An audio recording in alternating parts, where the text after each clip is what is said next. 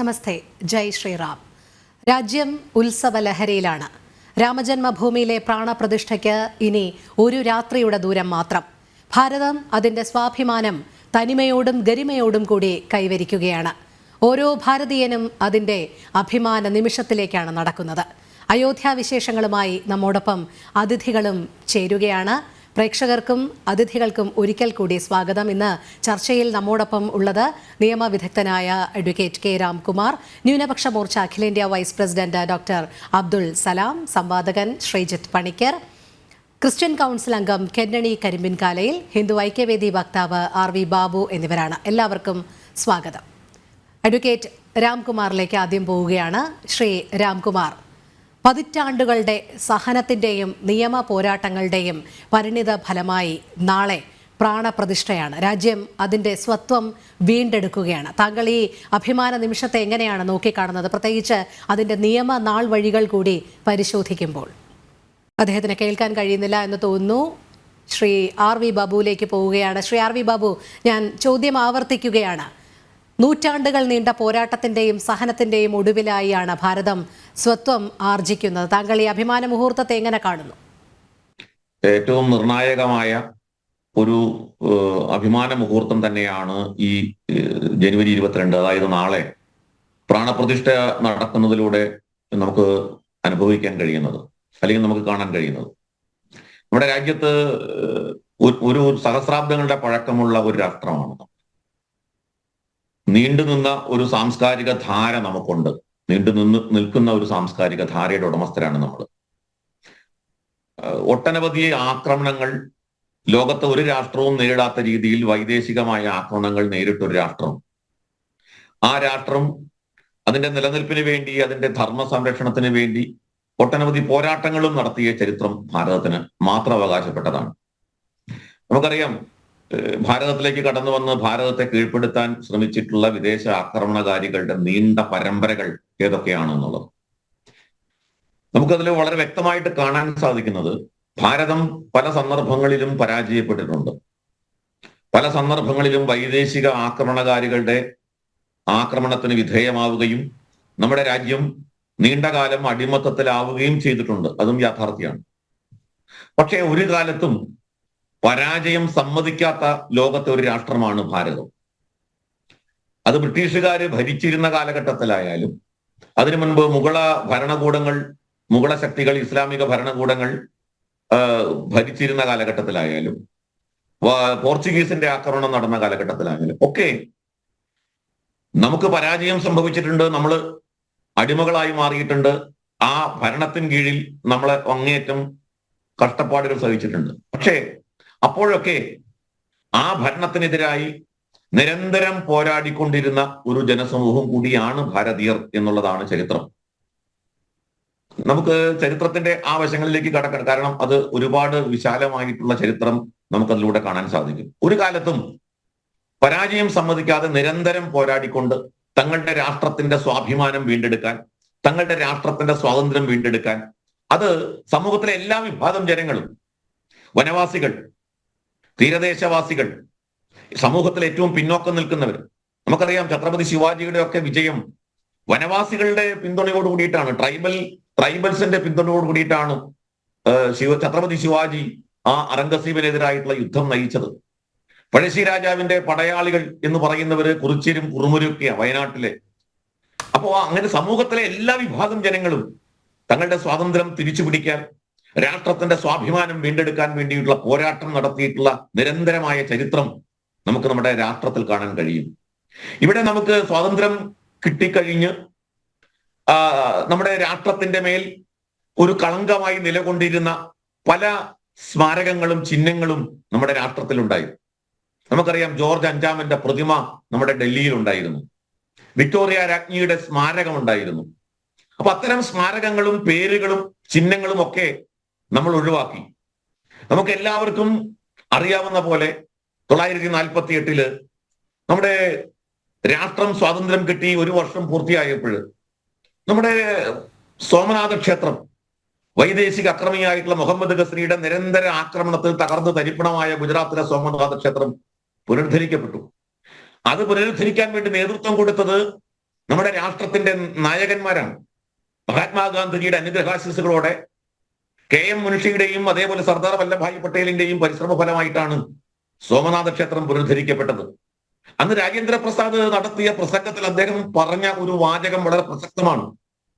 Doctor Rajendra Prasad പറഞ്ഞത്, 1200 വർഷക്കാലമായി നിലനിൽക്കുന്ന ഭാരതത്തിന് മേലുള്ള അടിമത്തത്തിന്റെ കളങ്കം ഈ ഗുജറാത്തിലെ ഈ സോമനാഥ ക്ഷേത്രത്തിന്റെ പുനരുദ്ധാരണത്തിലൂടെ, അത് നവീകരിക്കപ്പെട്ടതിലൂടെ കഴുകിക്കളയുകയാണ് നാം ചെയ്തത് എന്നാണ്. ഇത് പ്രസംഗിച്ചത് ഡോക്ടർ രാജേന്ദ്ര പ്രസാദാണ്. കോൺഗ്രസിന്റെ ഒരു സമുന്നതനായ നേതാവായിരുന്ന, ഇന്ത്യൻ പ്രസിഡന്റ് ആയിരുന്ന രാജേന്ദ്ര പ്രസാദ്. ആ അഭിപ്രായം ആയിരുന്നില്ല പണ്ഡിറ്റ് ജവഹർലാൽ നെഹ്റുവിന്. അത് വേറെ കാര്യം. ജവഹർലാൽ നെഹ്റുവിന്റെ അഭിപ്രായമാണ് സർവസമ്മതമായിട്ടുള്ളത് എന്നുള്ള നിലപാടൊന്നും എനിക്കില്ല. നെഹ്റുവിനെ പോലെ തന്നെ കോൺഗ്രസിൽ വളരെ സമുന്നതമായ സ്ഥാനം വഹിച്ചിരുന്ന ആളുകളാണ് KM മുൻഷിയും ഡോക്ടർ രാജേന്ദ്ര പ്രസാദും സർദാർ വല്ലഭായ് പട്ടേലും ഒക്കെ. നെഹ്റു പ്രധാനമന്ത്രിയായത് മഹാത്മാഗാന്ധിയുടെ ഒരു കാരുണ്യം കൊണ്ടാണ് എന്നുള്ളതൊക്കെ മറ്റൊരു ചരിത്രം, ഞാൻ അതിലേക്ക് കടക്കുന്നില്ല. അപ്പൊ ഞാൻ പറഞ്ഞത്, ഇത്തരത്തിലുള്ള അടിമത്തത്തിന്റെ കളങ്കം അത് ലോകത്ത് ഒരു രാഷ്ട്രവും അംഗീകരിക്കില്ല. ലോകത്തിന്റെ ചരിത്രം നമുക്ക് നമ്മുടെ മുമ്പിലുണ്ട്. നമുക്കറിയാം, 2ാം ലോക മഹായുദ്ധത്തിന് ശേഷം പോളണ്ടിനെ വിഭജിച്ചെടുത്തു റഷ്യയും ജർമ്മനിയും. റഷ്യ കീഴ്പ്പെടുത്തിയ പോളണ്ടിൽ റഷ്യൻ ഓർത്തഡോക്സ് ചർച്ച് നിർമ്മിച്ചു. Russian orthodox church. പോളണ്ട് ഒരു ക്രൈസ്തവ രാഷ്ട്രമാണ്, പുരാതനമായ ഒരു ക്രൈസ്തവ രാഷ്ട്രമാണ് പോളണ്ട്. പോളണ്ട് സ്വാഭാവികമായും ആ പള്ളി സ്വീകരിക്കേണ്ടതാണ്. പക്ഷെ പോളണ്ട് സ്വാതന്ത്ര്യം കിട്ടിയപ്പോഴേ ചെയ്തത് എന്തായിരുന്നു? അവർ റഷ്യൻ ഓർത്തഡോക്സ് ചർച്ച് പൊളിച്ചു കളഞ്ഞു. അവരന്ന് പറഞ്ഞ ന്യായം എന്താണ്? അവർ പറഞ്ഞത്, സംഭവം ഇത് ഞങ്ങളുടെ പള്ളി തന്നെയാണ്, ക്രിസ്ത്യൻ പള്ളിയാണ്, യേശു ക്രിസ്തുവിനെ അല്ലെങ്കിൽ ക്രിസ്തുവിനെ ആരാധിക്കുന്നവർ തന്നെ നിർമ്മിച്ച പള്ളിയാണ്. പക്ഷേ ഇത് ഞങ്ങൾ അടിമകളായപ്പോൾ ഞങ്ങളുടെ മേൽ അധിനിവേശം നടത്തിയ ഒരു രാഷ്ട്രം ഞങ്ങളുടെ മേൽ നടത്തിയ ആ അധിനിവേശത്തിന്റെ സ്മാരകമായി അവരുണ്ടാക്കിയ ഒരു സ്മാരകമാണ്. അത് സ്വാഭിമാനമുള്ള ഒരു ജനതയ്ക്ക്, ഒരു മതമാണോ ഒരു ദേശീയതയാണോ അതൊന്നുമല്ല വിഷയം. ഒരു ജനതയുടെ മേൽ അധിനിവേശം നടത്തിയ ശത്രുക്കൾ നിർമ്മിച്ച ആ സ്മാരകം ഇവിടെ നിലനിൽക്കുന്നത് ഈ രാഷ്ട്രത്തിന്റെ സ്വാഭിമാനത്തിന്, ഈ രാഷ്ട്രത്തിന് അഭിമാനത്തോടെ തലയുയർത്തി നിൽക്കുന്നതിന് തടസ്സമാണ്. അതുകൊണ്ട് അത് പൊളിച്ചു കളഞ്ഞു. പോളണ്ട് സ്വാതന്ത്ര്യം കിട്ടിയപ്പോൾ ആദ്യം ചെയ്തത് റഷ്യൻ ഓർത്തഡോക്സ് ചർച്ച് പൊളിച്ചു കളയുകയായിരുന്നു. ഇങ്ങനെ ലോകത്തിന്റെ ചരിത്രത്തിൽ ഒട്ടനവധി സംഭവങ്ങളുണ്ട്. ഇതെല്ലാം രാഷ്ട്രത്തിന്റെ സ്വാഭിമാനത്തിന്റെ വീണ്ടെടുപ്പാണ്. ഇവിടെ അയോധ്യയിൽ ഒരു 500 വർഷക്കാലം രാമൻ ജനിച്ചു എന്ന് ഹിന്ദു സമൂഹം വിശ്വസിക്കുന്ന ആ രാമജന്മഭൂമിയിൽ കഴിഞ്ഞ 500 വർഷക്കാലം നിലനിന്നിരുന്നത് ഒരു വൈദേശിക അക്രമിയുടെ സ്മാരകമാണ്. അതിന് ആ കെട്ടിടത്തോട് യാതൊരു തരത്തിലുള്ള വൈകാരിക ബന്ധവും നമ്മുടെ രാജ്യത്തെ ഒരാൾക്കും പാടില്ലാത്തതാണ്. ഒരു വൈകാരിക ബന്ധവും ഉണ്ടാകാൻ പാടില്ലാത്തതാണ്. ഈ രാഷ്ട്രത്തെ സ്നേഹിക്കുന്ന, ഈ രാഷ്ട്രത്തിന്റെ സംസ്കാരത്തെയും പാരമ്പര്യത്തെയും സ്നേഹിക്കുന്ന, ഈ രാഷ്ട്രത്തിന്റെ പൈതൃകത്തെ അഭിമാനത്തോടെ നെഞ്ചേറ്റുന്ന ഒരു ഭാരതീയനും ആ സ്മാരകത്തോട് ഒരു തരത്തിലുള്ള വൈകാരിക ബന്ധവും ഉണ്ടാകാൻ പാടില്ലാത്തതാണ്. നിർഭാഗ്യവശാൽ അങ്ങനെയുള്ള ഒരു സമൂഹം ഇവിടെ ഉണ്ടായി. ഞാൻ അവരെ ആരെയും കുറ്റപ്പെടുത്താൻ തയ്യാറല്ല. പക്ഷെ ഇപ്പോ അതെല്ലാം കാർമേഘം നീങ്ങിക്കഴിഞ്ഞിരിക്കുന്നു. ആകാശം ഇതാ തെളിഞ്ഞു നിൽക്കുന്നു. സൂര്യൻ ഇതാ കത്തിജ്വലിച്ച് നിൽക്കുകയാണ്. പ്രപഞ്ചത്തിൽ നാം കോടാനുകോടി ഭാരതീയർ വിശ്വസിക്കുന്ന ഈ ധർമ്മത്തിന്റെ വിഗ്രഹമൂർത്തി രാമൻ കേവലം ഒരു മതത്തിന്റെ പ്രതീകമായിട്ട് കാണാൻ നാം ആഗ്രഹിക്കുന്നില്ല. ഒരു മതത്തിന്റെ മാത്രം പ്രതീകമല്ല രാമൻ ഈ നാടിന്റെ ദേശീയ സ്വത്വമാണ്. നാടിന്റെ ആത്മാവിനെ പ്രതിനിധീകരിക്കുന്ന ആ വ്യക്തിത്വമാണ്. അതുകൊണ്ടാണല്ലോ രാമന് ഭരണഘടനയിൽ പോലും സ്ഥാനം ലഭിച്ചത്. ഇന്ത്യൻ ഭരണഘടനയുടെ മാനുസ്ക്രിപ്റ്റിൽ പോലും രാമന് സ്ഥാനം ലഭിച്ചത് രാമനെ കുറിച്ചുള്ള ആ ബോധം ഈ നാടിന്റെ ആത്മാവിൽ എത്ര കണ്ട് ആഴത്തിൽ വേരൂന്നിയിട്ടുണ്ട് എന്നതിന്റെ ലക്ഷണമാണ്. അതെ, തീർച്ചയായും ഞാൻ തിരിച്ചെത്താം. ഡോക്ടർ അബ്ദുൽ സലാം, എല്ലാവരിലും രാമൻ, എല്ലാവരുടെയും രാമൻ എന്ന ഒരൊറ്റ വികാരത്തിലൂടെയാണ് ഭാരതം ഇപ്പോൾ കടന്നുപോകുന്നത്. BJPയുടെ ആശയം ഭാരത സംസ്കാരത്തിൽ എത്രത്തോളം ഇതിന് ആക്കം കൂട്ടുന്നു എന്നുള്ളതും നോക്കിക്കാണേണ്ടതാണ്. താങ്കൾ എങ്ങനെയാണ് ഈ അഭിമാന നിമിഷത്തെ കാണുന്നത്? നാളത്തെ ദിവസം രാമജന്മഭൂമിയിൽ അയോധ്യയിൽ രാമമന്ദിരം നിർമ്മിച്ച് പുനർനിർമ്മിച്ച് അത് പ്രാണപ്രതിഷ്ഠ നടത്തി രാംലല്ലയെ അവിടെ ഇരുത്തി ആ ഇരുത്തുന്ന ആ ഒരു പുണ്യ ദിവസമാണ് നാളെ ജനുവരി 22.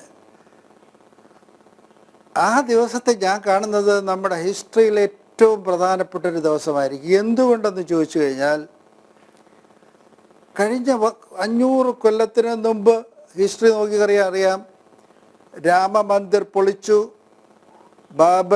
ബാബറുടെ കാലത്ത് പൊളിച്ചു. അത് കഴിഞ്ഞിട്ട് രാമമന്ദിർ മാത്രമല്ല, പല ടെമ്പിൾസും പൊളിച്ചു കഴിഞ്ഞതിന് ശേഷം അന്ന് ഏറ്റവും കൂടുതൽ പോപ്പുലേഷൻ അന്നും ഇന്നുമുള്ള ഹിന്ദുക്കൾ ഇത് നോക്കി നിൽക്കേണ്ടി വന്നു. അവരുടെ ആയുധ ബലത്തിന് മുമ്പ് അവർക്കൊന്നും ചെയ്യാൻ പറ്റാതെ വന്നു. മുഗളുകാരും അന്നത്തെ ഹിന്ദുക്കളും തമ്മിൽ കണ്ടിന്യൂസ് ആയിട്ട് റെഗുലറായിട്ട് പല സമയത്തും ഫൈറ്റൊക്കെ ഉണ്ടായെങ്കിലും ആ ഒരു റൈവൽറി എന്ന് പറഞ്ഞുകൂടെ, അവരുടെ സ്വത്വം വേണ്ടെടുക്കുന്നതിനുള്ള ആ ശ്രമം സാധിച്ചത്, സഫലമായത് ഇപ്പോഴാണ്. അതായത് ഹിന്ദുക്കൾക്ക്, ഈ രാജ്യത്തെ ഹിന്ദുക്കൾക്ക് ഡ്യൂ ആയിരുന്ന അവരുടെ റൈറ്റ്സ്, പൈതൃകമായി അവർക്കുള്ള റൈറ്റ്സ് മറ്റുള്ളവർ കൈയടക്കി വെച്ചിട്ട് അത് പിടിച്ചെടുക്കാൻ അവർ പെട്ട പാട്, ഇത്രയും വലിയ പോപ്പുലേഷൻ ഉണ്ടായിട്ട് അവർക്ക് പറ്റാതിരുന്ന അവസ്ഥ മറ്റു വല്ല സമൂഹവും ഞാൻ ഇടയ്ക്കിടയ്ക്ക് ആലോചിക്കാറുണ്ട്. ഇന്ത്യയുടെ പോപ്പുലേഷൻ്റെ പെർസെൻറ്റേജൊക്കെ നോക്കുമ്പോൾ 80% വരുന്ന ഹിന്ദുക്കൾ ഉണ്ടായിട്ടും അവർക്കിത് പിടിച്ചെടുക്കാൻ ഇത്ര കാലം നോക്കിയിരിക്കേണ്ടി വന്നുള്ള ഒരു ദുരവസ്ഥയെല്ലാം കഴിഞ്ഞ്, നീണ്ട യുദ്ധത്തിന് ശേഷം, നീണ്ട പലതരത്തിൽ നെഗോസിയേഷന് ശേഷം, നീണ്ട ലീഗൽ ബാറ്റിലിന് ശേഷം അവസാനം അവർക്ക് ലീഗൽ റെസൊല്യൂഷൻ ഉണ്ടായി. ഏതാണ്ട് എല്ലാവരും തന്നെ അംഗീകരിച്ചു. അവിടെ ഇവിടെയും ചില ഭ്രാന്തന്മാർ പൊളിറ്റിക്കൽ അഡ്വാൻറ്റേജിന് വേണ്ടി പലരെയും മനസ്സിനെ വ്രണപ്പെടുത്തുകയോ കുത്തിപ്പൊക്കുകയോ കലഹമുണ്ടാക്കുകയോ ചെയ്തത് ഒഴിച്ചു നിർത്തിയാൽ പൊതുവെ നല്ല ഒരു റെസൊല്യൂഷൻ, എല്ലാവരും അക്സെപ്റ്റ് ചെയ്ത റെസൊല്യൂഷൻ വന്നു. ഒരു കോടതിയിൽ നിന്ന് ഒരു റെസൊല്യൂഷൻ വന്നു. ആ കോടതിയുടെ റെസൊല്യൂഷൻ അനുസരിച്ച് എല്ലാവർക്കും അക്സെപ്റ്റബിൾ ആയിട്ടുള്ള സൊല്യൂഷൻ വന്നു. അതിൻ്റെ ഭാഗമായിട്ട് 1500 മുതൽ തുടങ്ങിയ ആ ദുരവസ്ഥ മാറി. നമ്മുടെ ഇപ്പോൾ BJP ഗവൺമെൻറ്, മോഡിജിയുടെ ഗവൺമെൻറ്, അദ്ദേഹത്തിൻ്റെ എന്താ പറയുക, പ്രോ ആക്റ്റീവ് ആയിട്ടുള്ള ഗൈഡൻസോട് കൂടി ആ രാമജന്മഭൂമിയിൽ രാമമന്ദിർ കൺസ്ട്രക്ഷൻ ആ ടീം ആ വർക്ക് 2020 തുടങ്ങി. 2024 ജനുവരി 22 പണി കംപ്ലീറ്റ് ആയില്ലെങ്കിലും അതിൻ്റെ പ്രാണപ്രതിഷ്ഠ നടത്തുന്ന നാളത്തെ ദിവസം വളരെ പ്രധാനപ്പെട്ടതാണ്. A moment of togetherness, A moment of happiness, A moment of great relief. അത് മാത്രമല്ല എനിക്ക് തോന്നുന്നത്, ഇത് നിങ്ങൾ ആരെങ്കിലുമൊക്കെ ഈ രാമ ടെമ്പിൾ നിർമ്മിക്കുന്നതിന് വേണ്ടി ആ കമ്മിറ്റി എടുത്തിരിക്കുന്ന എഫർട്ട് ഒന്ന് കണ്ണോടിച്ച് നോക്കിക്കഴിഞ്ഞാൽ അതിൻ്റെ മഹാത്മ്യം മനസ്സിലാകും. ആ രാമ ടെമ്പിൾ നിർമ്മിക്കുന്നതിന് വേണ്ടി ഇന്ത്യയുടെ എല്ലാ സ്റ്റേറ്റിൽ നിന്നും പാർട്ടിസിപ്പേറ്റ് ചെയ്തിരിക്കുന്നു. ഏതാണ്ട് ഞാൻ എണ്ണി നോക്കിയപ്പോൾ ഏതാണ്ട് 28 സ്റ്റേറ്റിൽ 18 സ്റ്റേറ്റിൽ നിന്നും പാർട്ടിസിപ്പേഷൻ വന്നിരിക്കുന്നു. ഈ എങ്ങനെയൊക്കെ പാർട്ടിസിപ്പേഷൻ വന്നിരിക്കുന്നു, ഞാൻ ചില എക്സാമ്പിൾസ് ഞാൻ നോട്ട് ചെയ്താൽ പറയാം. ഒരു ജയൻറ്റ് ബെല്ല് തമിഴ്നാട്ടിൽ നിന്ന് വന്നിരിക്കുന്നു. മറ്റ് 42 ബെൽസ് നാമക്കൽ നിന്ന് വന്നിരിക്കുന്നു. നല്ല ഹൈ ക്വാളിറ്റി ഡോഴ്സ്, എനിക്കതിൻ്റെ കറക്റ്റ് വാക്കുകൾ ഓർമ്മ വരുന്നില്ല, തമിഴ്നാട്ടിൽ നിന്ന് വന്നിരിക്കുന്നു. ഗോൾഡ് പ്ലേറ്റഡ് ഡോഴ്സ് ഡൽഹിയിൽ നിന്ന് വന്നിരിക്കുന്നു.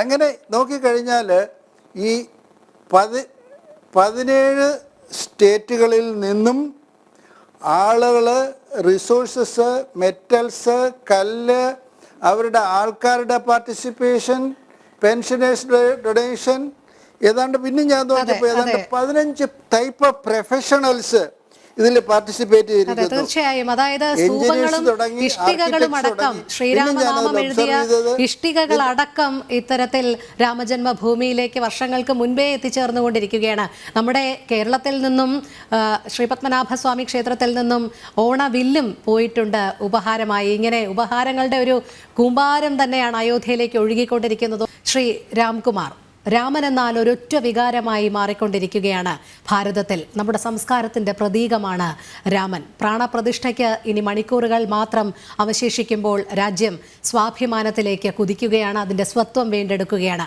നമുക്കറിയാം, അധിനിവേശ ശക്തികളുടെ ഒരു ചിഹ്നം പോലും ഭാരതത്തിൽ അവശേഷിപ്പിക്കില്ല എന്നുള്ള ദൃഢപ്രതിജ്ഞയുമായി BJP സർക്കാർ അധികാരത്തിൽ വരുമ്പോൾ അതിൻ്റെ ഏറ്റവും ഒടുവിലത്തെ ഉദാഹരണമായി മാറുകയാണ് അയോധ്യ രാമജന്മഭൂമിയിലെ പ്രാണപ്രതിഷ്ഠാ ചടങ്ങ്. താങ്കൾ ഈ അഭിമാന മുഹൂർത്തത്തെ എങ്ങനെ നോക്കിക്കാണുന്നു? ഒപ്പം നിയമത്തിന്റെ നാൾ വഴികൾ കൂടി ഓർത്തെടുത്താൽ.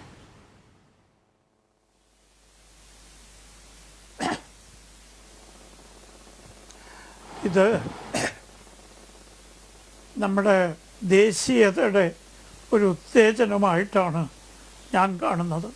കാരണം വടക്കേ ഇന്ത്യയിൽ മുഴുവൻ ഒരു ഉത്സവ പ്രതീതിയാണ്. നമ്മൾ തെക്ക് കേരളത്തിൽ പോലും അതിൻ്റെ പ്രതിഫലനങ്ങൾ കാണുന്നുണ്ട്. ചുരുക്കത്തിൽ രാജ്യത്താകമാനം ഒരു സന്തോഷത്തിൻ്റെ അന്തരീക്ഷം അലയടിച്ചുകൊണ്ടിരിക്കുകയാണ്. ഇത് ഏതെങ്കിലും മതവിഭാഗത്തിൻ്റെ മാത്രമായി ചുരുക്കുന്നത് ശരിയല്ല. കാരണം സാക്ഷാൽ ഫാറൂഖ് അബ്ദുള്ള 370 അനുച്ഛേദം വീണ്ടും കാശ്മീരിൽ കൊണ്ടുവരണം എന്ന് ഇപ്പോഴും ആവർത്തിച്ച് പറയുന്ന സാക്ഷാൽ ഫാറൂഖ് അബ്ദുള്ള പരസ്യമായി പറഞ്ഞു, രാമൻ ഹിന്ദുക്കളുടെ മാത്രം സ്വത്തല്ല, രാജ്യത്തിൻ്റെ മുഴുവൻ സ്വത്താണ്. അതുകൊണ്ട് രാമനെ ആദരിക്കണം. അദ്ദേഹം പറഞ്ഞത് വളരെ ശരിയാണ്. കാരണം ഈ രാജ്യത്ത് ദേശീയതയുടെ പ്രതീകമായിരുന്ന സാക്ഷാൽ മഹാത്മാഗാന്ധി തൻ്റെ യോഗങ്ങളിലൊക്കെ രാംധൂൻ നിർബന്ധമായും പാടിയിരുന്നു. അദ്ദേഹം മരിച്ചു വീണപ്പോൾ ഹേ രാം എന്ന് പറഞ്ഞ് മരിച്ചു വീണു എന്നാണ് റിപ്പോർട്ട്. രാമരാജ്യം അദ്ദേഹത്തിൻ്റെ സ്വപ്നമായിരുന്നു. അപ്പം അങ്ങനെ ദേശീയതയുടെ പ്രതീകമായി ദീർഘകാലം ഭാരതീയർ കൊണ്ട് നടന്ന ഗാന്ധിജി ശ്രീരാമനെ പറ്റിയിട്ടുള്ള സങ്കല്പം വളരെ വ്യക്തമായി പറഞ്ഞിട്ടുണ്ട്. പിന്നെ അതെങ്ങനെയാണ് ഒരു മതപരമായി ചടങ്ങായി ചുരുങ്ങുക? വാസ്തവത്തിൽ നമ്മുടെ ദേശീയതയുടെ പ്രതീകമാണ് നാളത്തെ പ്രാണപ്രതിഷ്ഠ.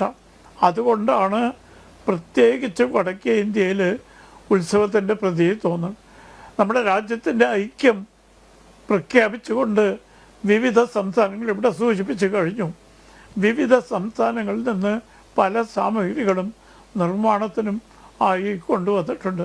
നേപ്പാളിൽ നിന്ന് പോലും സാധനങ്ങൾ കൊണ്ടുവന്നിട്ടുണ്ട്. അപ്പോൾ ചുരുക്കത്തിൽ കഴിഞ്ഞ 500 വർഷമായി കാത്തിരുന്ന ഒരു മുഹൂർത്തം നാളെ നമ്മുടെ രാജ്യത്തിന് കൈവരിക്കാൻ കഴിയുകയാണ്. എനിക്ക് മനസ്സിലാകാത്തത് ഈ ദേശീയ പ്രതീകം, ഒരു ദേശീയ ആഘോഷം വെറും സങ്കുചിതമായ കാഴ്ചപ്പാടിൽ ചിലർ കാണുന്നു എന്നുള്ളത് അങ്ങേയറ്റം ദുഃഖകരമാണ്.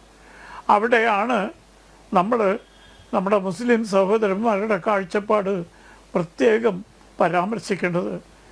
ദീർഘകാലം അയോധ്യയിലെ തർക്കമന്ദിരം മുസ്ലിം പള്ളിയാണെന്ന് വാദിച്ച അൻസാരി എന്ന വ്യവഹാരി നാളെ പ്രാണപ്രതിഷ്ഠാ ചടങ്ങിൽ പങ്കെടുക്കാനുള്ള ക്ഷണം സ്വീകരിച്ചു കഴിഞ്ഞ് അദ്ദേഹം അയോധ്യയിൽ എത്തിക്കഴിഞ്ഞിരിക്കുകയാണ്. അതുപോലെ പലരും.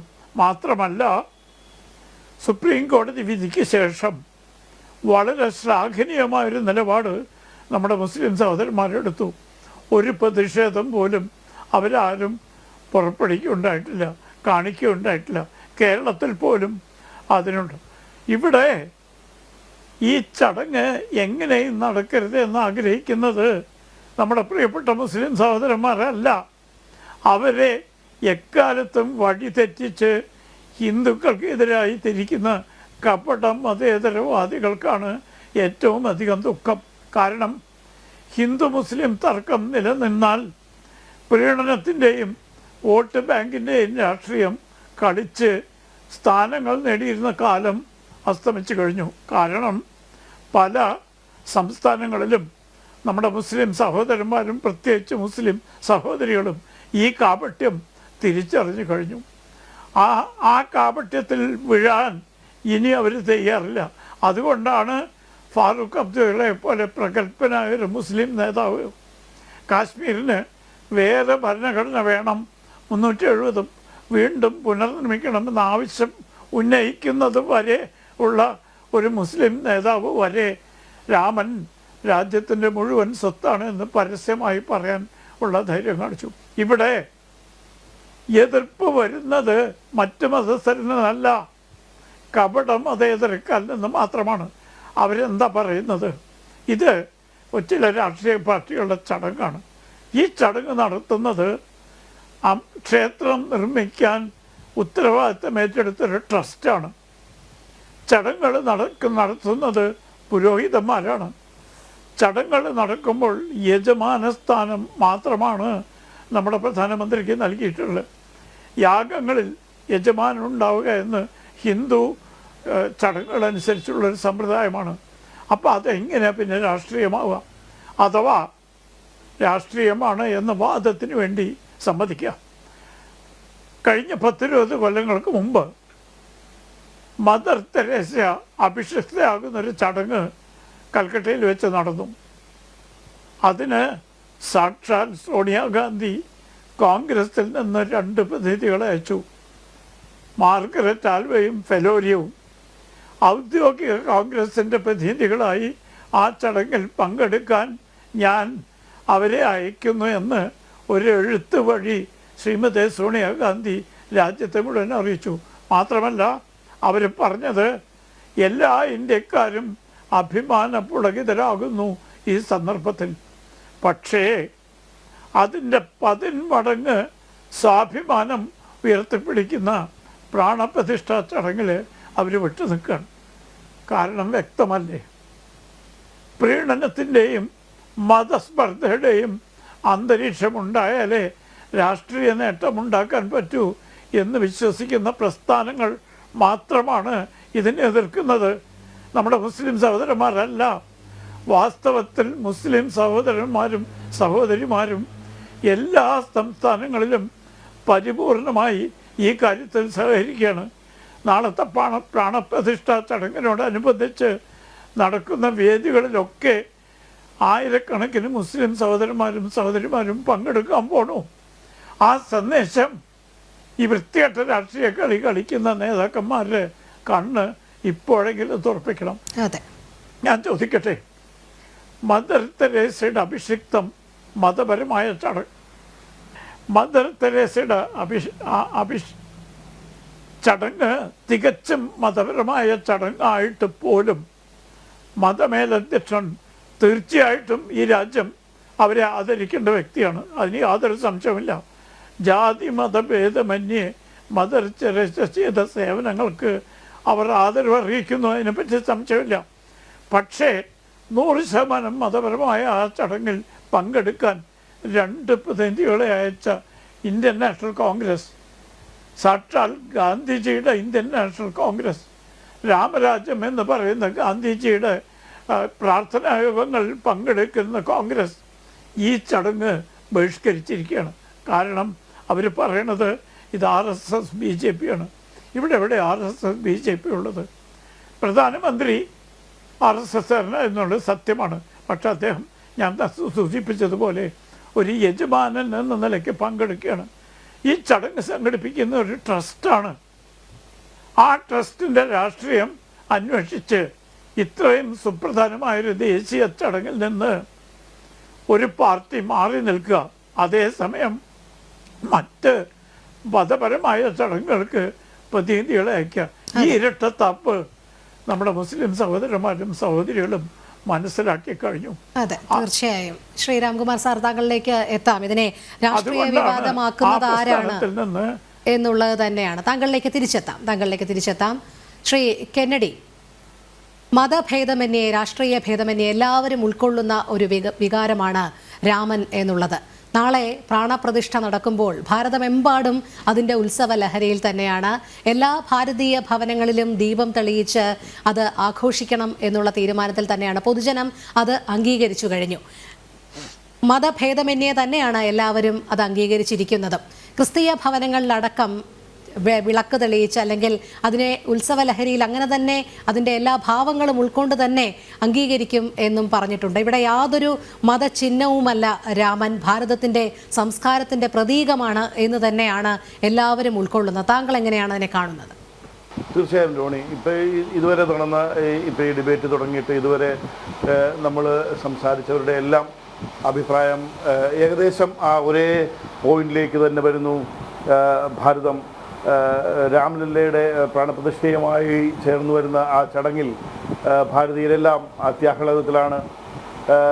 പക്ഷേ വടക്കേ ഇന്ത്യയിലാണ് അത് കൂടുതൽ പ്രകടമാവുന്നത് എന്ന് മാത്രം. കാരണം തെക്കേ ഇന്ത്യയിൽ അതിലേക്ക് രാഷ്ട്രീയം കലർത്തപ്പെടുന്നതാണ് ദയനീയമായ ഒരു കാഴ്ചയാണ് നമ്മൾ കാണുന്നത്.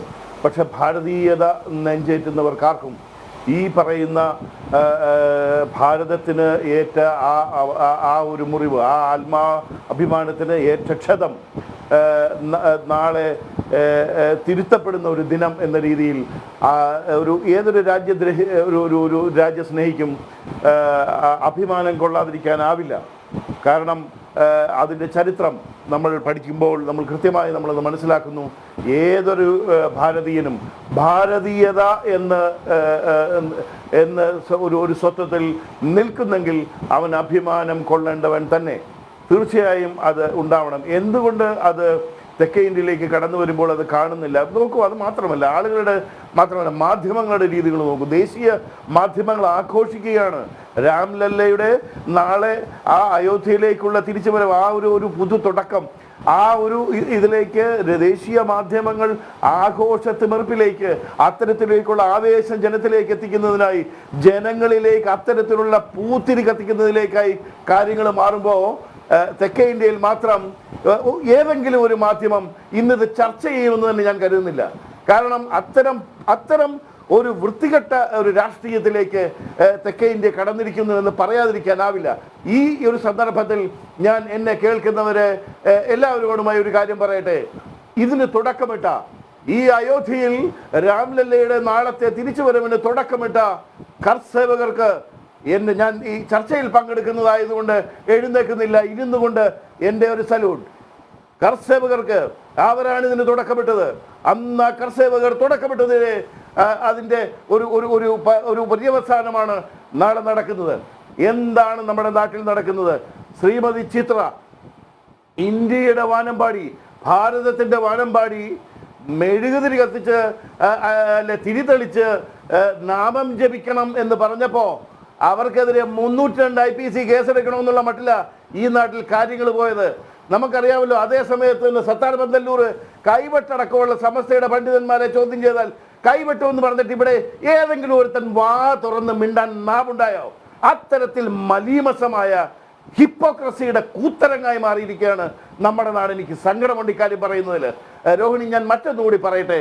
കാരണം ഞാനൊരു ക്രിസ്ത്യൻ വിശ്വാസിയായതുകൊണ്ട് തന്നെ പറയാം.